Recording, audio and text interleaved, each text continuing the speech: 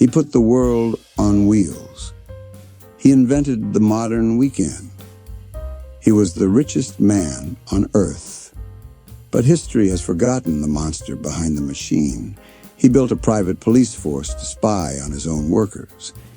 He tried to build a white utopia in the middle of the Amazon jungle that ended in riots. He bullied his own son to an early grave. Henry Ford didn't just build cars, he tried to build a new world in his own image, and it nearly destroyed him. This is the dark, untold truth of the automobile king. Most people know the car, but few know the man. Before we enter the factory, hit that subscribe button to join our journey through history's forgotten archives. Dearborn, Michigan, 1863, the middle of the American Civil War.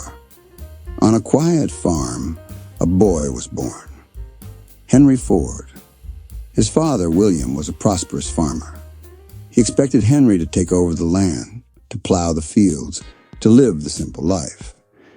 But Henry hated the farm. He famously wrote later, "I never had any particular love for the farmer. It was the mother on the farm I loved." To Henry, farming was waste. It was wasted efforts, wasted time, wasted bodies.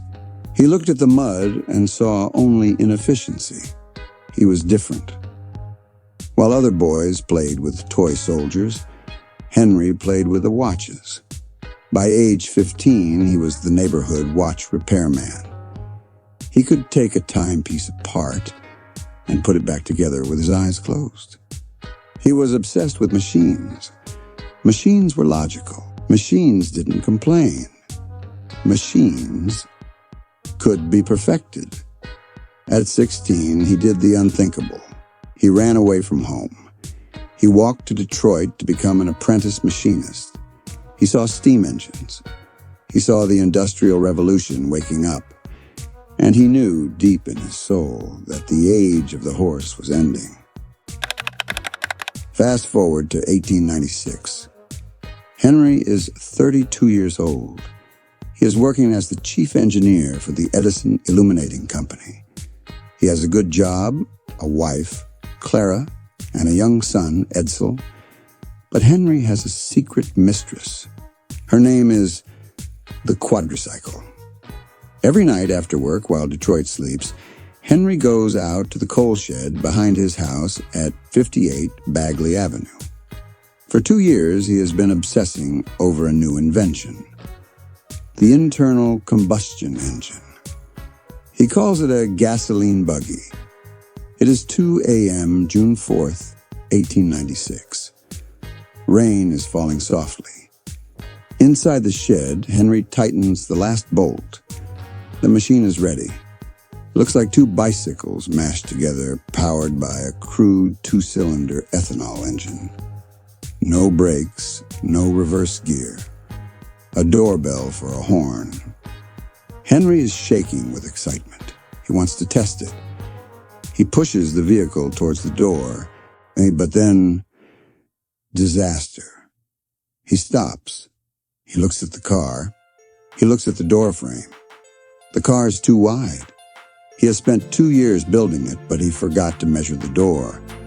Most men would have waited until morning. Most men would have disassembled the car. Henry Ford is not most men. He grabs an axe. In a frenzy, he smashes the brick framework of the shed. Dust flies. He hacks away at his own house to free his creation. He pushes the quadricycle out into the rainy street. He spins the flywheel. The engine coughs. Then, it roars to life. Fut, fut, fut, fut. He climbs on, he pulls the lever, and he drives. At that moment, driving at 20 miles per hour through the dark streets of Detroit, Henry Ford isn't just a mechanic. He is a god. But success didn't come instantly. His first company? Bankrupt. His second company? He was kicked out. It later became Cadillac. Henry was a perfectionist. He kept delaying production to make the car better. Investors hated him. Finally, in 1903, he formed the Ford Motor Company. He was 40 years old. This was his last chance. For years, he built different models. Model A, Model B, Model K. But he had a vision that no one else understood. In 1908, cars were toys for the rich. They cost $2,000. Henry said, "I will build a car for the great multitude." On October 1st, 1908, he introduced the Model T. It was ugly. It was loud. It was simple. And its cost $850. Suddenly, teachers could buy cars, farmers could buy cars, carpenters could buy cars. The demand was insane. People were buying them faster than Ford could build them. Henry had a problem. He needed to build cars faster. And that is when he changed the world forever. 1913, Highland Park Factory. Before this moment, cars were built by teams of skilled craftsmen. It took 12 hours to build one car. Henry looked at meat packing plants in Chicago. He saw cows moving on hooks, being disassembled piece by piece. He thought, what if I do that? But in reverse, he installed the moving assembly line. The workers didn't move. The car moved. The workers stood in one spot. He did one job, tighten bolt A. Wait. Tighten bolt A. Wait. It was boring. It was repetitive, but it was fast. Production time dropped from 12 hours to 90 minutes. Ford could now sell the Model T for just $260. He destroyed his competition. He owned 50% of the entire car market in the world. But the assembly line had a dark side. The work was so boring, so soul-crushing, that men quit in droves. Turnover was 370%. So on January 5th, 1914, Henry dropped a bombshell. He announced he would pay his workers $5 a day. This was double the average wage. The world went crazy.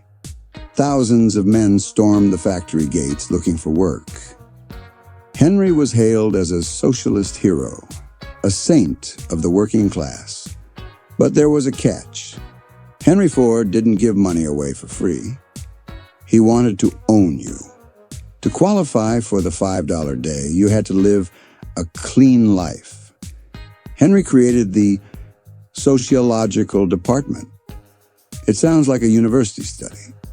It was actually a spy network. 50 inspectors were hired. They went to the workers' houses. They checked if your house was clean. They checked if you drank alcohol. They checked your bank account.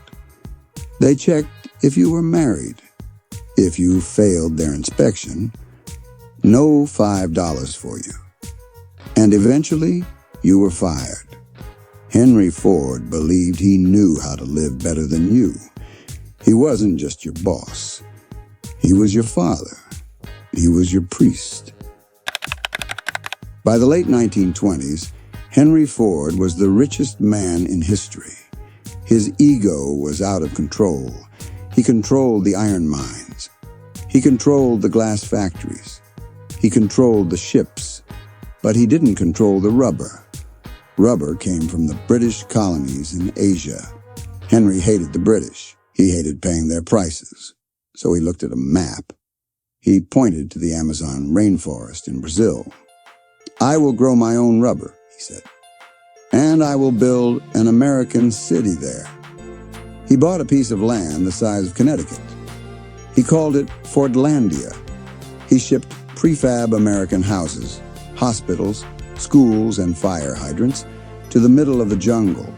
He forced the Brazilian workers to live like Americans. He forced them to eat oatmeal and hamburgers instead of their traditional food. He banned alcohol. He banned women. He made them wear ID badges. He forced them to work 9-to-5 schedules in the blistering tropical heat. It was a disaster. The rubber trees died because they were planted too close together. The insects ate them alive. And the workers? They revolted. In 1930, the workers grabbed machetes. They chased the American managers into the jungle. They smashed the time clocks. They smashed the trucks. Henry Ford never visited Fordlandia. Not once. He eventually sold it for pennies. It remains there today. A ghost city rotting in the vines. A monument to one man's arrogance. But the greatest tragedy of Henry Ford's life was not in Brazil. It was in his own home. His son, Edsel Ford. Edsel was everything Henry was not. Edsel was kind. He was artistic. He loved beauty. He loved design. Henry loved utility. He hated the art. When Henry made Edsel the president of the company, it was a cruel joke. Henry still made all the decisions. Henry thought Edsel was too soft. He wanted to toughen him up. He would humiliate Edsel in front of employees. He would cancel Edsel's projects. When Edsel designed a beautiful new car, Henry famously walked up to it and kicked the dashboard in.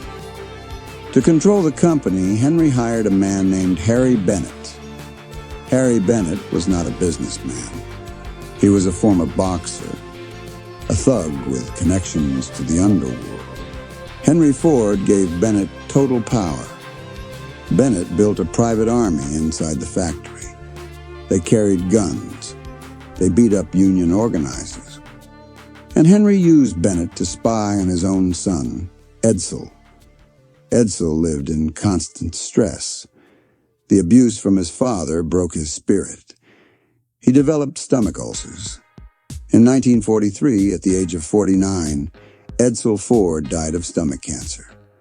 Many people, including Edsel's wife, blamed Henry. They said Henry Ford killed his son with a broken heart. After Edsel's death, Henry tried to take over again. He was 80 years old. He was senile. He had had several strokes.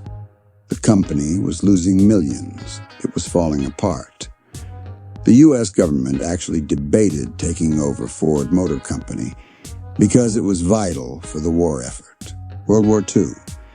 And Henry was driving it into the ground. Finally, the women intervened. Clara Ford, his wife, and Eleanor, Edsel's widow, threatened to sell their stock if Henry didn't step down. For the first time in his life, Henry Ford surrendered. He handed the company to his grandson, Henry Ford II. Henry retired to his estate, Fair Lane. In his final years, he was a ghost. He would sit by the fire, staring at the flames. Did he regret bullying Edsel? Did he regret the spy networks? On a cold night in April 1947, the Rouge River flooded. The power went out at his estate.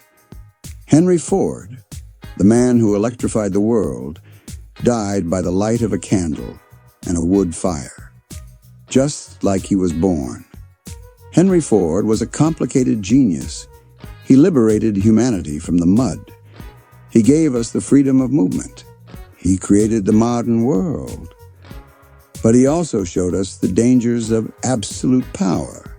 He proved that you can be a visionary in engineering and a villain in humanity. History remembers the Model T. It remembers the Mustang. It remembers the F-150. But somewhere in the archives, there is a picture of a man with an axe, smashing a door in the middle of the night. A man who could build anything. Except a happy family. Henry Ford. Genius or madman? What do you think? Let us know in the comments below. And if you want to see the ghost city of Fordlandia, check out this video right here. Thanks for watching.